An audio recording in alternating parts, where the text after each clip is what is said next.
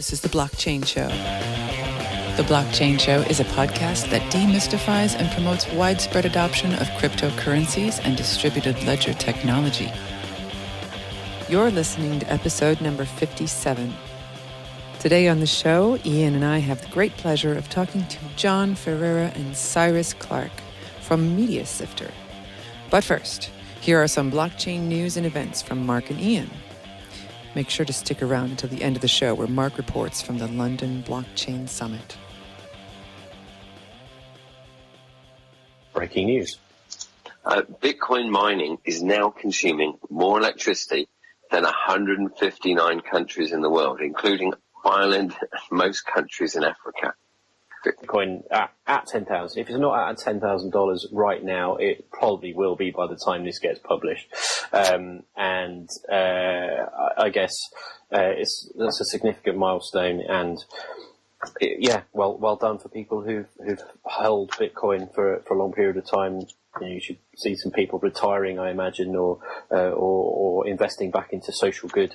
I think I saw something the other day saying, a guy was developing Bitcoin and blockchain technologies, and he was pretty much doing it for free because he'd invested in Bitcoin and Bitcoin had been good to him. So now he was giving back to the community, giving back to the Bitcoin community. He didn't need to work for money anymore. He was working for love and enjoyment, which is fantastic. And wouldn't it be nice to be in that position?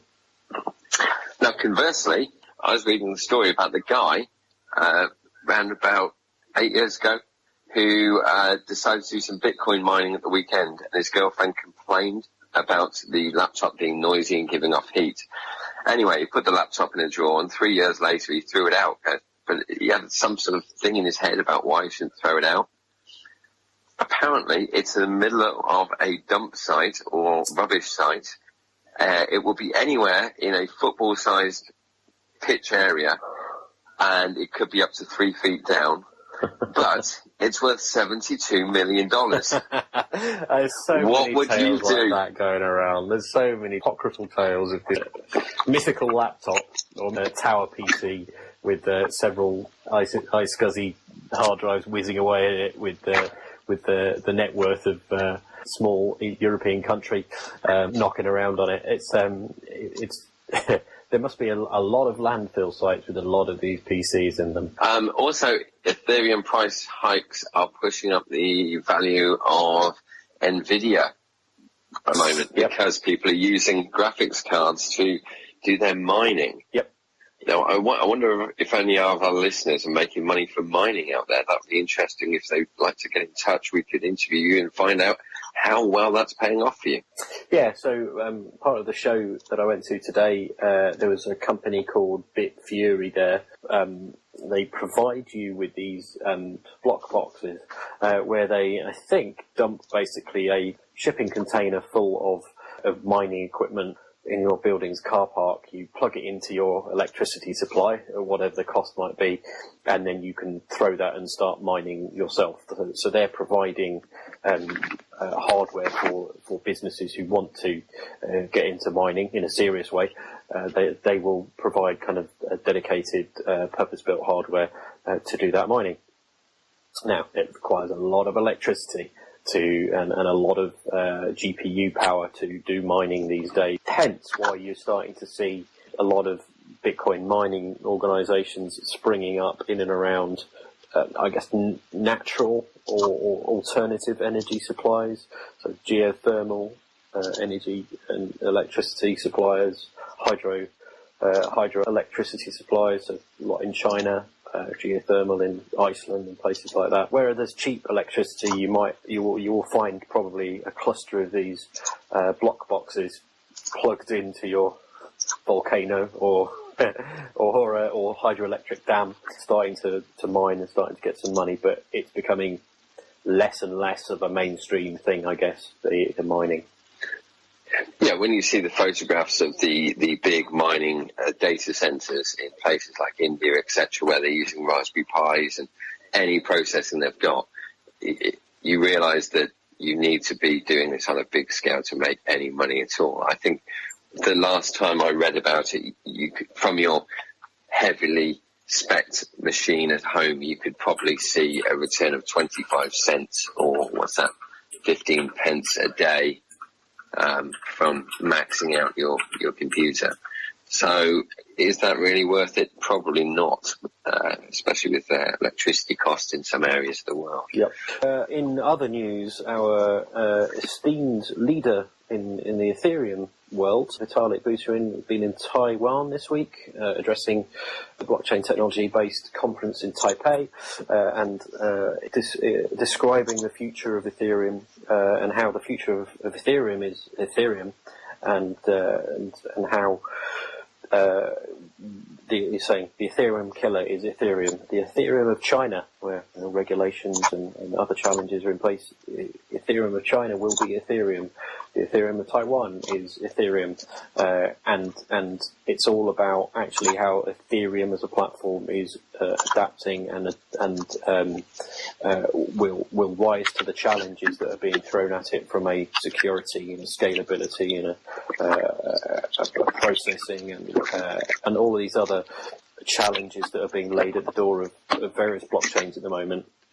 How he fully believes that Ethereum has got such a strong ecosystem and community around it that they will solve the problems. They will use state channels or other types of technology. They will use zero knowledge proofs to improve the security around Ethereum, so that it will only get better, and it will meet the challenges being thrown at it. It will be able to process Visa levels of transactions, because there are so many.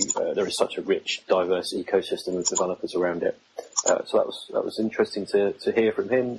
Clearly, he's not going to say no, Ethereum's dead. I'm not having anything to do with it anymore. But it was interesting that I think through the Byzantium hard fork and other developments, he's got plans, and he's starting to share some of those plans. In other news, I think, again, indicative of mainstream adoption of cryptocurrencies and blockchain-based tech, I think the number one trending iOS app at the moment for all our Apple iPhone users out there is Coinbase. So for exchanging your fiat coin for other cryptocurrencies, there's a lot of people getting into Coinbase at the moment.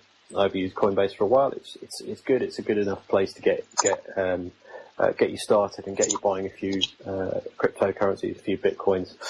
There are clearly other exchanges out there, but in terms of ease of use and popularity, if the iTunes trending information is to be believed, then Coinbase is right up there. Yeah, absolutely. And I use Coinbase apart from one of my accounts where I've created a wallet just because I want my own wallet, and I want to understand the experience when you don't actually put all your trust into one exchange and who's holding your funds.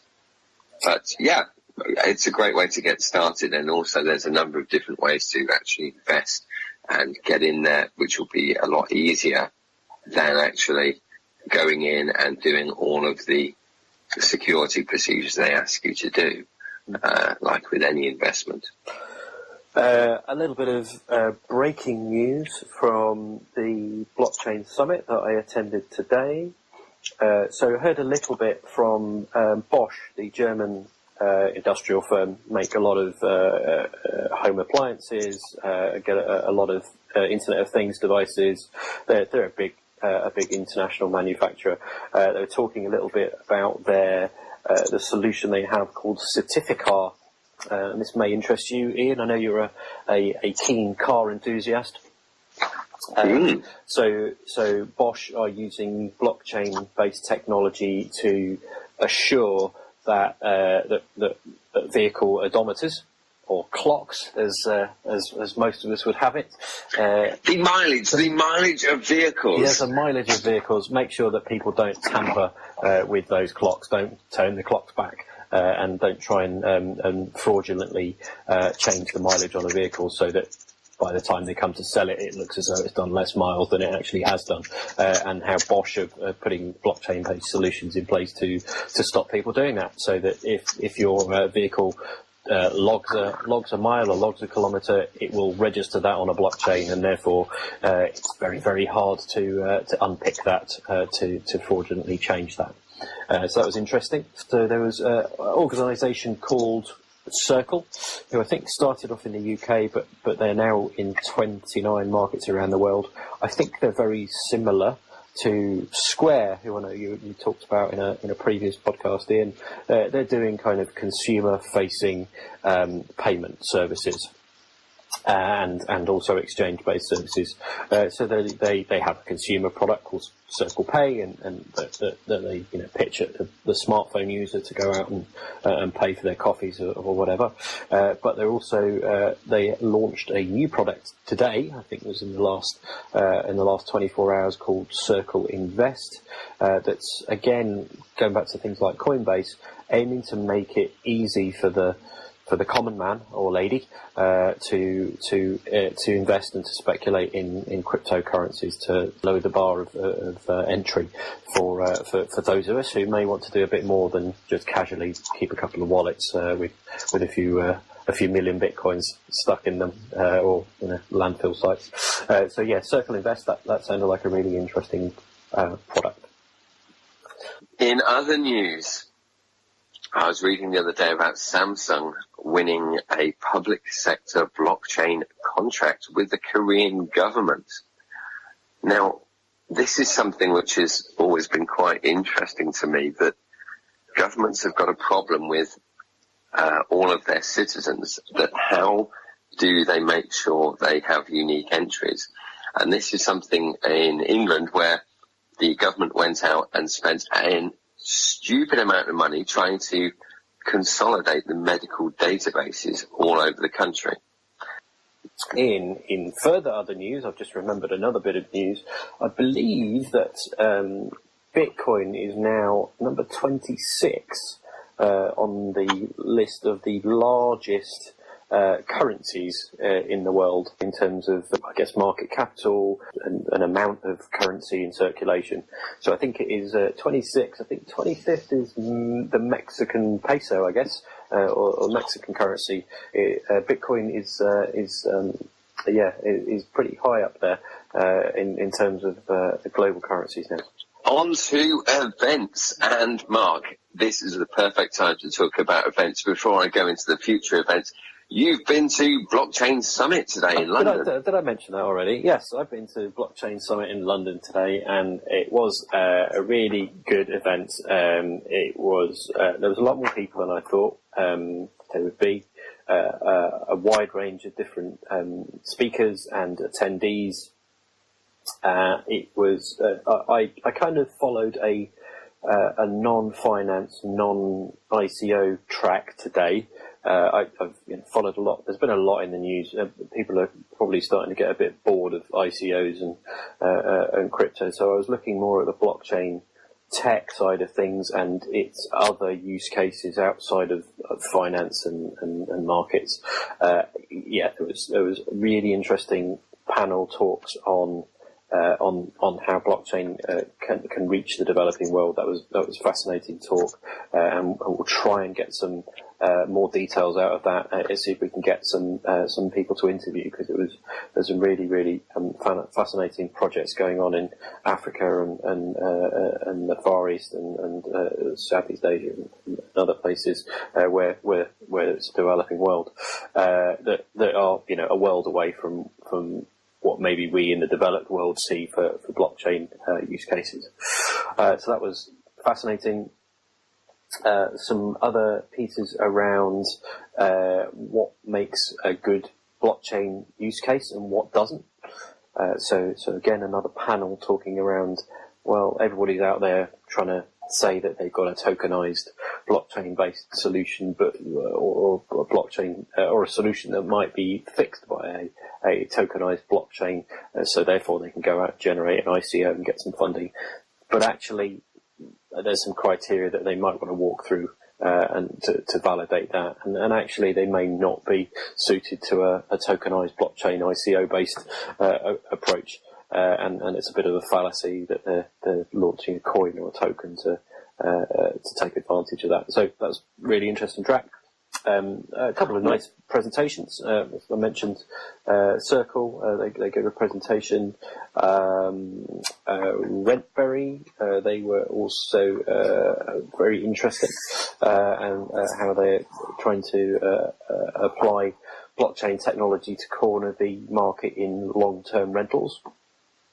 So we're not talking Airbnb style home rentals of kind of days or weeks, but long time, months and years worth of private home rentals, and they already have a non-blockchain based solution and approach in the US, but how they are looking to use blockchain to bring that to open up more of the US market, but also foreign markets as well, international markets.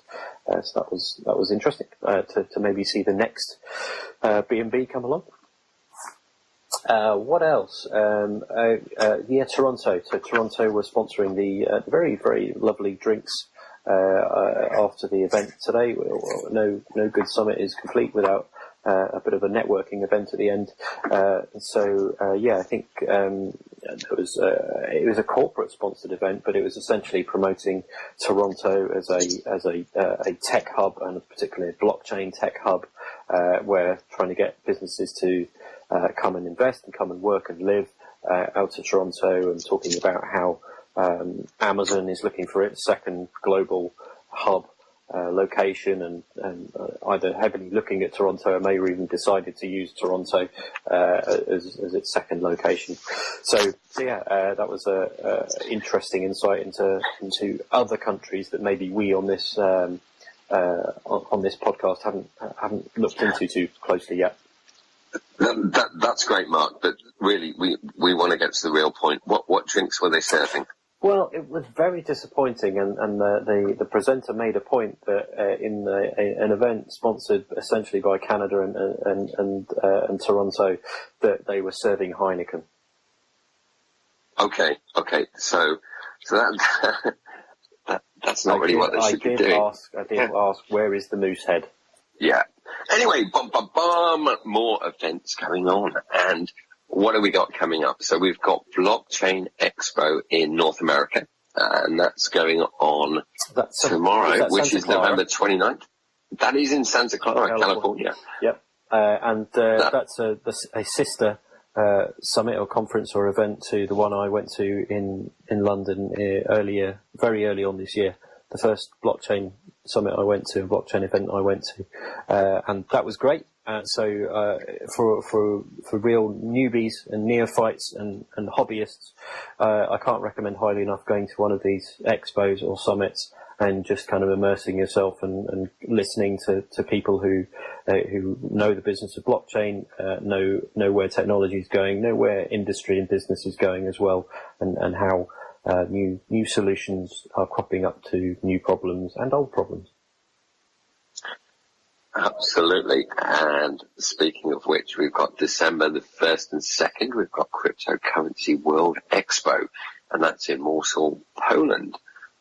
It's a good time of the year to go to Poland, do some Christmas shopping, and find out about the cryptocurrency world. Didier, who we interviewed the other day from Pixio Chain, was going to be at Slush in Helsinki in the next couple of weeks, November the 30th to the 1st. So if anyone's in Finland or in the Helsinki area and are going to Slush, go and try and meet up with Matchupbox and Didier and the Pixio Chain team. Sounds like a good plan to me. December 4th to 5th, we've got MoonTech 2017, and that's in Tallinn, in Estonia. Yeah, Estonia. That's going places as well. We had the ex-Prime Minister of Estonia at the Blockchain Summit today, a man who's achieved everything there is to achieve in his local political circles, and he's 38. Which is not at all depressing for men of a certain age like myself and dare I say it, Ian. But he was a very well-spoken Estonian. I am a fully signed up Estonian citizen, but never ever been to Estonia or Tallinn. But yeah, it'd be a great place to go. No, I can imagine. And it's the largest conference in Northern Europe devoted to cryptocurrencies and blockchain technology and implementation in various industries. So they're making sure they've got all of the buzzwords in there. I really should be there. It's always the way, Mark. As old people, we need to keep struggling through. I'm quite surprised you're wearing a T-shirt. That's quite trendy. Down with the kids for you. Somebody did ask me if I was a Fantastic. developer today. I had to punch the lights out. Absolutely no disrespect to developers for those days behind us. We need them, but blimey. Going forward into January, I know we're all planning for Christmas. Thanksgiving is over in America, so everybody's getting their Christmas trees up. But January 17th to the 19th, we've got the North American Bitcoin Conference, and that's in Miami, Florida. Ooh, so if you do want a bit of lovely summer vacation, exactly. Have your first sunny vacation of the year. That would be quite good, and hopefully one of us will be able to make it there, depending on the day job and all the other influences we've got. The other one worth mentioning is in February 16th to the 18th. That's the Bitcoin, Ethereum, and Blockchain Super Conference, and that's being held in Dallas, Texas. And that also looks like something worth attending. Yep, that's anything with super in the title is one for me. Yeah, I'd love to go to that one. Yeah, that does look good. In between that, there are various other events in Germany, Amsterdam, Calgary, and of course Silicon Valley. So Google if you want to know more about any of those events. But those are the tip-top events which we are recommending you look into this month.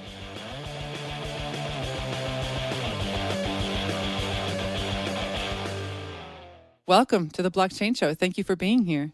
Thanks for having us, dude. Where are we talking to you? Where are you in the world? So myself and John are in Copenhagen, in Denmark.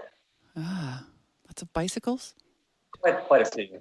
Bicycles and very, very good bars, underground bars by the harbour area, if I remember rightly. Kayak bar probably is the one you're talking about.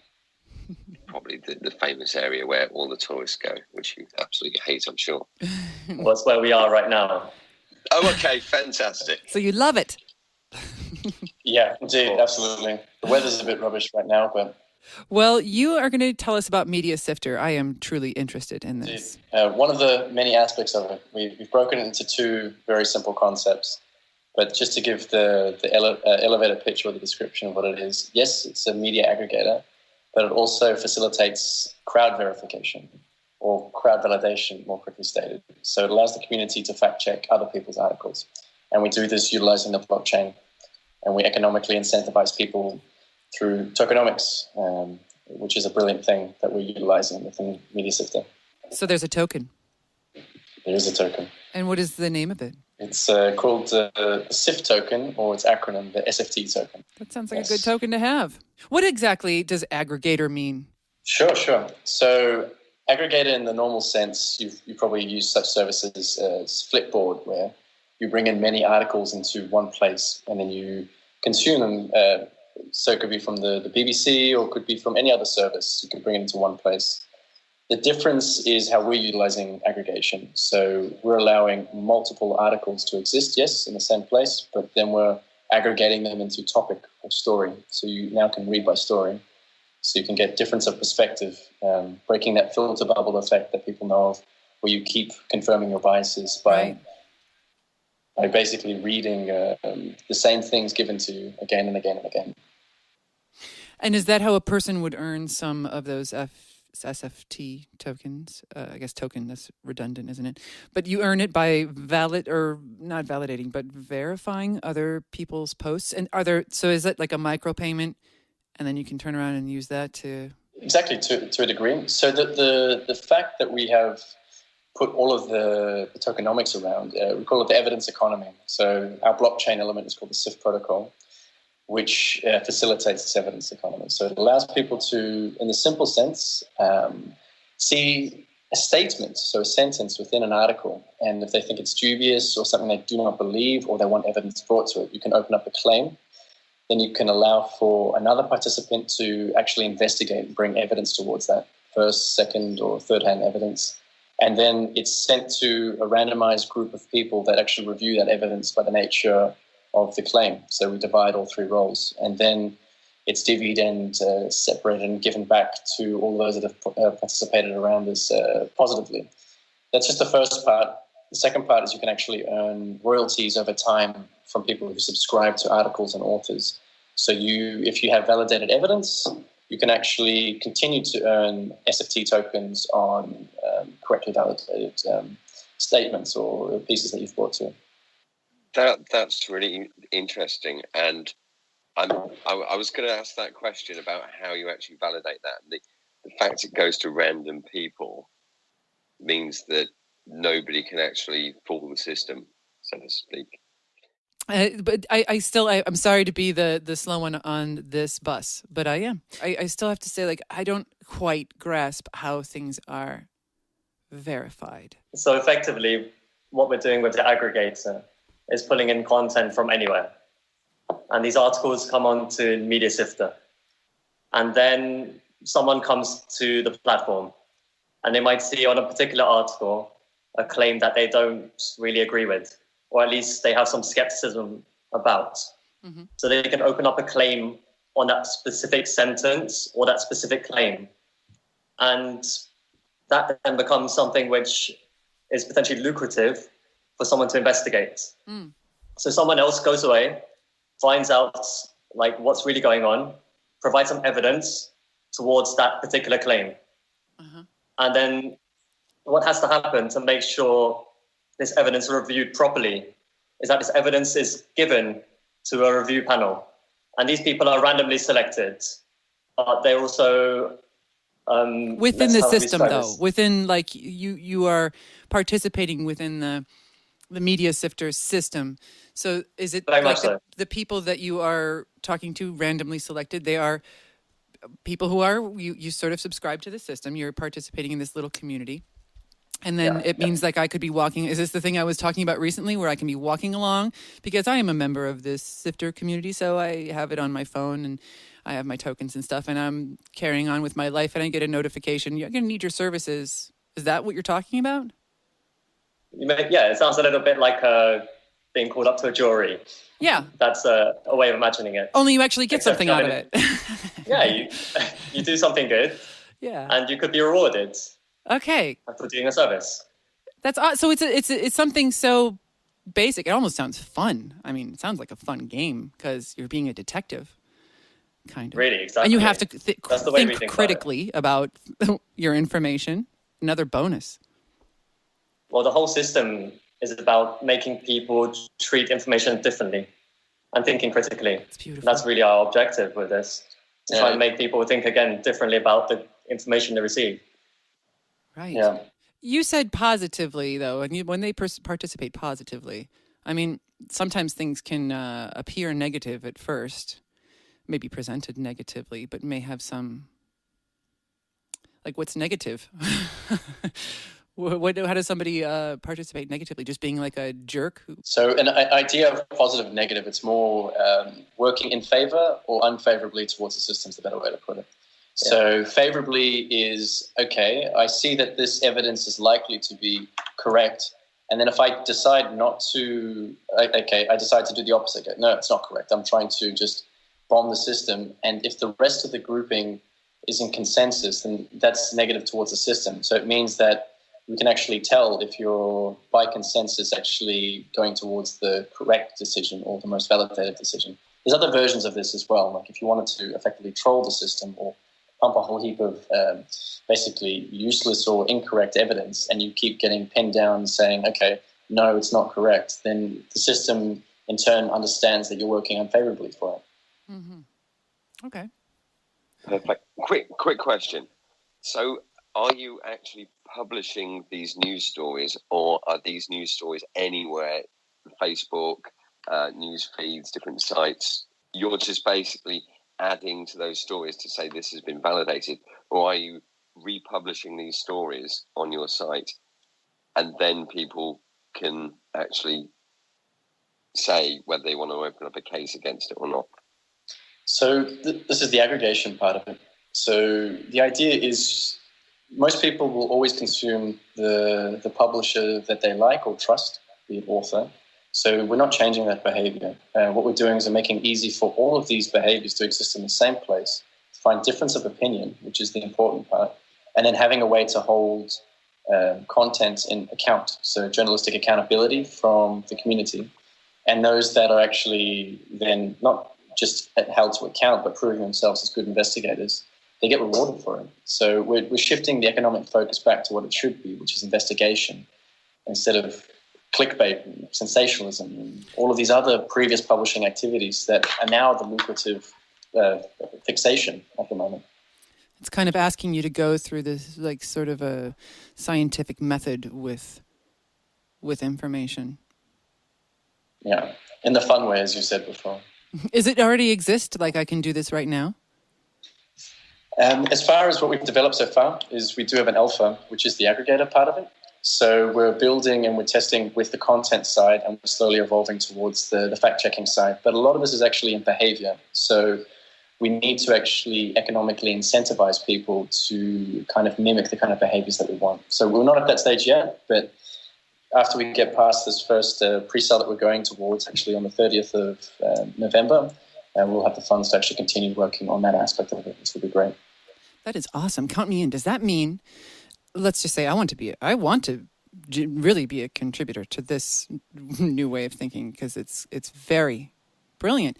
But if I want to be one of your contributors to Media Sifter in any way, like art or articles, is there going to be the micropayment thing already set up in there? I haven't really ever used this properly. When you mean the micropayments within the alpha itself, or in the service to come? So if you're a writer and you want to be a Media Sifter writer, yep, you get micropayments for. How does it work? For like the people pay for your article with like a couple of little micropayments, and so yeah, we're doing it actually in a very different way, because again, we're trying to work with the behaviors that already exist with people, and the cognitive decision to pay for each article it's not the best way to economically incentivize people. We're actually borrowing the model that we have seen that started to come back into prevalence, and it seems outdated, but is still the one that works quite well, which is subscription. So what we're doing is we're dividing out subscription in a very unique way that you can effectively follow. So the subscriptions are micro-follows, if you want to say, or micro-subscriptions. So you can follow an author or a publisher or even a story, and then that subscription is divvied to those that participate, either the publisher, authors you spoke of, but fundamentally in our system, we are focusing around investigations. So it's all around the evidence. So we basically hold out of those subscriptions a percentage that's is left there for the actual authors themselves. But the lion's share of all of the subscription is actually going towards investigation. Mm-hmm. So this way it incentivizes also the journalists themselves, not just to publish articles or stories or narratives, but to publish stories that get validated, and they can bring the evidence themselves, so they can effectively cite their own work, cite their own sources. And then what that gives to the audience is you can see how this fantastic journalist crafted a wonderful narrative, and they've backed up all of their claims and statements directly in how you normally read. So it's a different way we're trying to establish here, where everything is around fantastic story. Now, okay, how did you come to your conclusions? So who's your biggest competition? Biggest competition? I'll let you take Cyrus. Yeah, go for it. It's an interesting space right now. Like, a lot of people are seeing a huge amount of problems in the news industry, in the media industry, particularly with the advent of digital publishing. And to be honest with you, it's not really about competition. There's just so many things to fix. And blockchain offers a huge number of possibilities to actually address some of these problems. So there's a number of projects that we like. One of them was on the show already. That was DNN, Decentralized News Network. They're approaching the problem slightly differently than us. I think it's more about getting people to publish stories rather than news aggregation. And it's less about creating an evidence economy than what we're doing. It's more about validating stories before they go out. if I understood their white paper correctly. Civil is another really interesting project. Like, we really, really like Civil.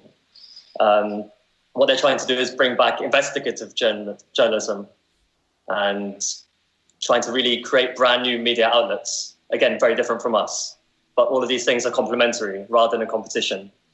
And the other project, which is very similar to ours, but not on the blockchain, is Wiki Tribune. And obviously that's being powered by Wikipedia and Jimmy Wales, and it's a wonderful project. But it suffers from some of the inherent problems of Wikipedia itself. The fact that the gatekeepers are still this gated community of certain people who are validating facts. And what we're really trying to do is remove that problem, randomizing it, making it a community, providing incentives, not relying on altruism. And we really hope that Wiki Tribune works and it goes really, really big. And we really hope that Media Sifter can exist alongside that.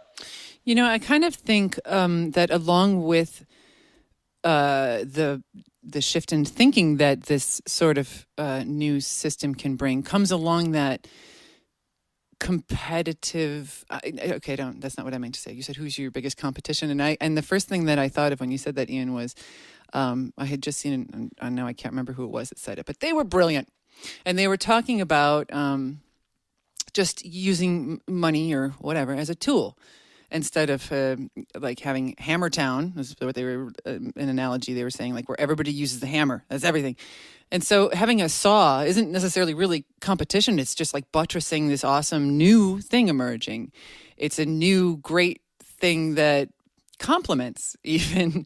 So it's actually just permitting a new, it's just holding, this is like therapy talk. Forgive me. I've got a lot of therapy under my belt, but I worked in the field enough. It's just called holding space for someone. It's amazing how powerful that is. And it sounds corny, but it's true. Just to hold space and let someone tell their story is an extremely powerful thing. And sometimes that's all people really want. And there's a guideline to this, which I really like, because you're sort of holding people to a certain guideline. And that's lovely. That's perfectly reasonable. If you want to participate, do it within these guidelines, but you get to tell your story. And people can say, hey, wait, I was there and that didn't happen quite like that. Great. Because any story should be able to hold up to that and be welcomed. It no longer needs to be polarization critical. Well, you said this one thing. It sort of opens it to just leaving space for that, to allow new things to flood in, new things we haven't even thought of yet. And so it's almost, it isn't really like competition. It's just another lovely new tool, a new way to work, a new technology that is like, you know, inventing a new, power drill. To build a new structure. It's a good way of putting it. Like, and the thing is, I don't really kind of lead to the competition kind of mentality. It's more, how do you turn people into, how you can collaborate together? And naturally, with our system, is everyone is either a journalist or publisher that is innovating, and it's very nice. It's like inherently they can work within our system, and we want to partner. This is the idea. So anyone that's trying to work within this space, then we want to try and help and support them do the same thing. So again, I think it's a better approach as well. Turn your friends, turn your enemies into friends. They're not even really enemies. Right. It's not even a competition anymore. It's just like, hey, here's another tool. You can just use it too if you want. Doesn't mean you don't have to use your hammer. And are you collaborating with any news agencies, or are you staying totally independent? Well, one of the things that we had just recently, which is great, we've been doing a lot of building, and now we're building up a lot of noise to actually what we're doing. But one of our advisors is actually the founder of the EU Observer, and we've briefly talked about doing a pilot project with our system and their investigative journalists, first to test and then later something more public and more serious. So it's going to be a lot of this kind of stuff, and it's actually really, really exciting because we can get closer to the content, which is amazing, around the stories and how you can tell these things in such different ways. So it's the beginning, but there's going to be, I would say, once we have one proven concept and model, then it's going to even be part of our rollout strategy, where we keep working and partnering with all of these organizations. Yeah, and it's definitely part of our strategy. So we're working on developing a journalist advisory board right now. And something we had in mind is basically building contacts across Europe in particular, as well as the United States. But Europe is obviously our focus, being in Europe, and looking to the different countries and working with independent media outlets in each country. Absolutely. I mean, count us in over here. We need some. Don't worry, we'll leave you out. Oh, definitely. You guys at the moment have answered all my questions. Tell me again, you said that you're going to have something in November 30th. What was this? So the 30th of November, we are having a crowd seed sale. So it's basically going to be the pre-sale of our actual crowd sale. And we're going to be going, interesting enough, to Slovenia because we have a partnership with a company called Co-Founder. And we're going to be going there literally live on stage and actually talking through what we're doing again with, I believe it's 5 other startups.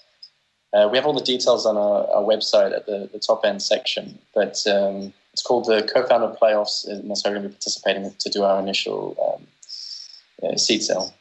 That is, I wish I were going to Slovenia. That is so cool. I don't know what they're doing over there or what they're eating, but whatever they're doing is great. Every time I meet somebody from there or know anything about Slovenia, I'm incredibly amazed and impressed. Have fun. Very well. Sometimes it looks like well. it's so pretty. The hills and the little villages, little like Smurf towns hidden in there. Yeah. Look forward to it. I haven't been before, so.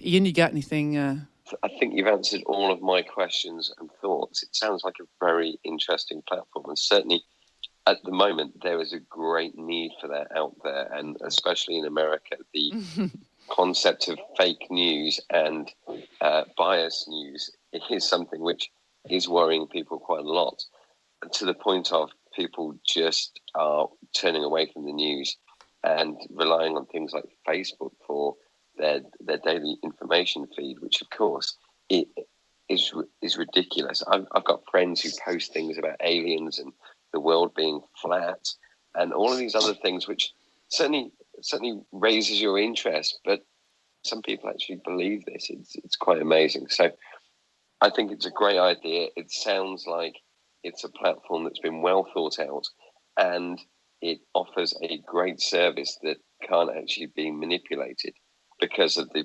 random people asked about the actual validation of stories. So I can't see anything wrong with the platform. I think it's going to be a great success. And I think people need to go to your website, have a look, download the white paper, and get it ready for November 30th. And imagine a world where Media Sifter is more normal than Facebook, because that platform is, if you want to challenge it, you just go down to the comments section and you unleash every demon from hell upon a story you don't like. And this way we can it's like a gentle nudge from some invisible force saying, here, do it the nicer way. We have a nice model for you to challenge stories than the comments section. Totally. It's about changing the modality of where this discussion takes place. So instead of having this comments thread, which is, either a wonderful place or an absolutely terrifying place, we're going to try and shift it to being something which is below the fold, being really in line with the article, where people are talking based on evidence and facts rather than just their superstitions and subjectivity and opinions.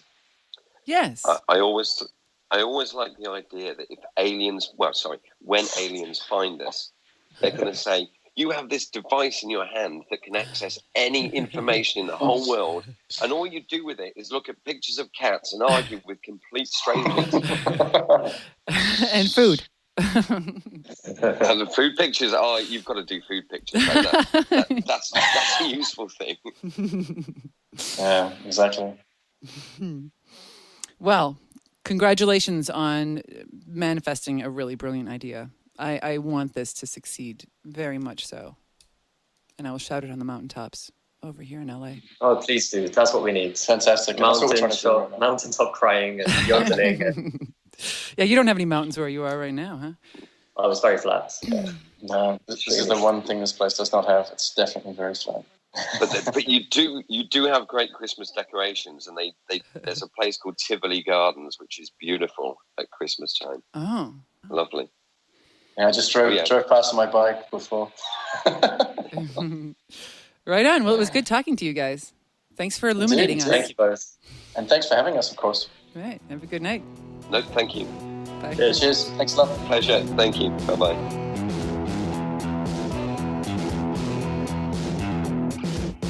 So, some of the ideas and companies that were presenting today at the Blockchain Summit in London, some of the ones I found really interesting. Rentberry, it's already an established company in, I think, San Francisco, California, who specialize in use of technology for long-term rental business.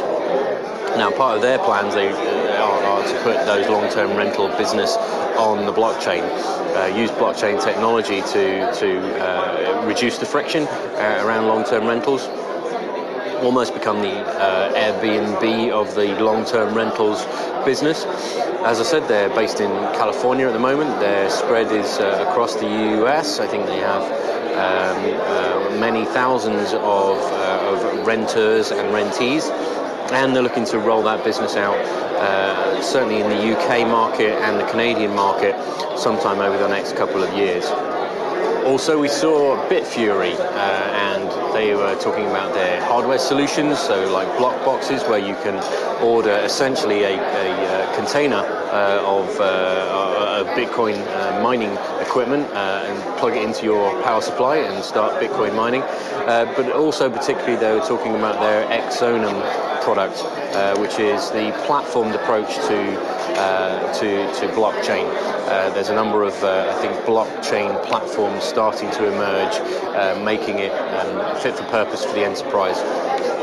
And as I said, Bitfury pitching their Exonum solution towards that. I then attended a panel session on how blockchain can support development in emerging markets. So talking less developed world, such as Africa and Asian countries. Really, really interesting talk. I think the most interesting I saw and was Alex Alden talking, who works for Fuse Project. She used to work in the World Food Programme, and it was really, really interesting and really insightful as to how blockchain projects are helping again reduce friction in old world problems. So, for instance, the delivery of aid to refugees. How in the old world, the movement of food and then the movement of cash were the norms. And how blockchain is starting to deal with some of the problems associated with movement of food or cash. We also had Greta Ferreira from the United Nations, the UN Ops, which is sort of like UN Special Projects team. They look at new technologies and new ways of working to improve the world. And we're looking at how blockchain enabled microcredits, micropayments, use of mobile transactions without needing a bank account, reduction of government-like control of banking and finance was an important thing for the United Nations. The second panel session I went to was really, really interesting. It was a government-centric session. I guess we had a couple of guys from parliaments around the world. We had a guy from the European Parliament.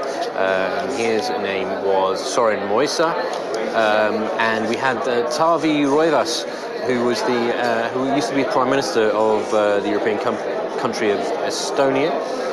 He's only 38, frustratingly, for the likes of the 40-something like I am. But Estonia, as some of you may be aware, leading the way in terms of digital and indeed use of blockchain technologies to deliver public services. I myself am a Estonian e-citizen. I have never been to Estonia. Go figure. But I guess Taavi Rõivas's view of the world was governments are there to deliver public sector services. Delivery of public sector services should be as easy as the delivery of vacation and holiday services that Booking.com, Airbnb, Skyscanner, Apodo and others make it as for us, the end user of holiday and vacation travel. Public services should be as easy. Imagine if public services were like booking a room on Booking.com. Sorin Moisa excellent presentation from the perspective of the European Union and how, or the European Parliament, and how they were taking a threefold response to the challenge and the opportunity that blockchain was bringing. They firstly are trying to understand it, so they're doing research, they are talking to people, they're getting out there and understanding what people are doing in blockchain. Secondly, they're experimenting, they're doing their own proof of concept, they're building their own teams to try to address some of the challenges that they have using blockchain technology. And the third prong is to regulate. It's almost a necessary evil that as a government, as a parliament, there is a need to regulate, to control. And so they are trying to apply a light touch regulation to blockchain and crypto technology at the moment. They're not trying to get too punitive on blockchain and crypto technologies, but they do feel the need to observe, to step in where necessary, and to repoint those technologies if they feel that they are threatening the European citizens, which I think is an admirable goal. Then, later on this afternoon, I heard, again, an excellent chat from Marieke Flammer, who works for Circle. Now, I think Circle are very much pitched in the same place as Square, oddly enough. And they're looking at blockchain and digital technologies to enable easier and frictionless payment from a consumer perspective.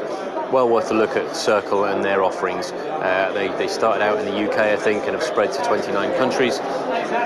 So well worth downloading their app and looking at what Circle are doing today and following what Circle will do with blockchain, AI and cloud technologies tomorrow.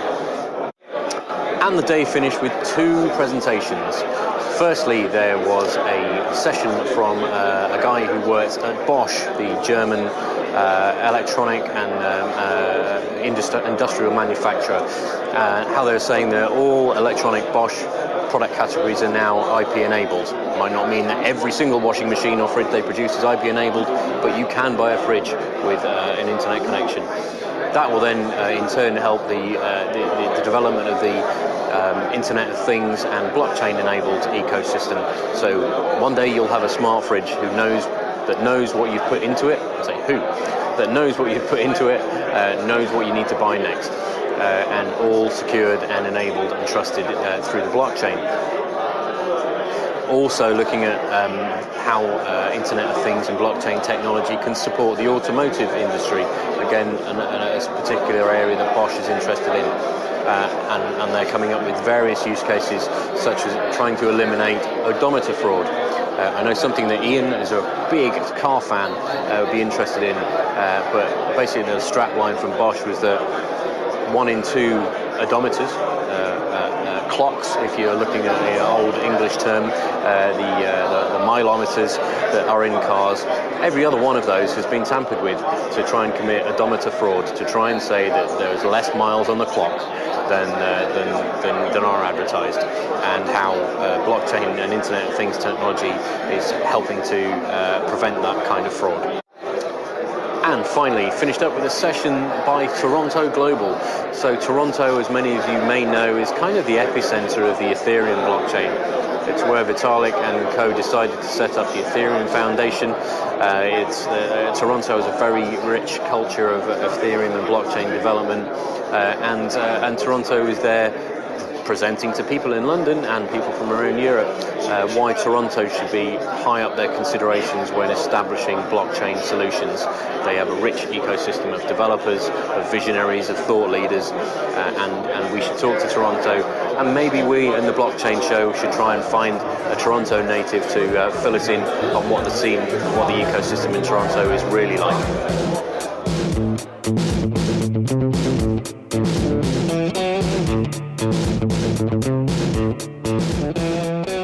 Looking for an easy way to buy Bitcoin or Ether on a safe, secure platform? Coinbase is the easiest place to buy and sell digital currencies. Sign up today as a friend of the Blockchain Show, and if you buy or sell $100 of Bitcoin or more, you'll earn $10 of free Bitcoin for yourself and $10 of Bitcoin to support this show. Join now using the link in this episode's show notes at theblockchainshow.com.